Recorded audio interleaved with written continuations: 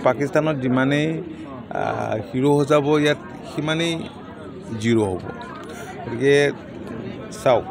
এইটোতো অত্যন্ত মানে দুৰ্ভাগ্যজনক কথা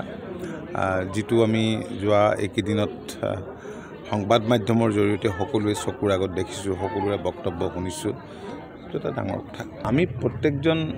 ভাৰতীয় নাগৰিকে নিজৰ দেশখনৰ প্ৰতি আমাৰ কমিটমেণ্ট থাকিব লাগিব আমি দায়বদ্ধ হ'ব লাগিব কিন্তু কংগ্ৰেছৰ কালচাৰটোৱে সুকীয়া কংগ্ৰেছৰ সংস্কৃতি সুকীয়া আজি বৰ্তমান সময়ত ৰাজ্যখনত বিভিন্ন ঠাইত যে উচ্ছেদ হৈছে ইয়াৰ মূল কাৰণটো হৈছে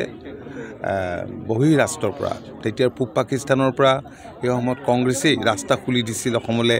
যাতে প্ৰব্ৰজন হ'ব পাৰে আৰু পিছত যেতিয়া কংগ্ৰেছ দলৰ চৰকাৰ আহিল আৰু তেওঁলোকক উৎসাহ যোগালে যাতে অসমলৈ তেওঁলোকে আহিলে ইয়াত তেওঁলোকক থকা মেলা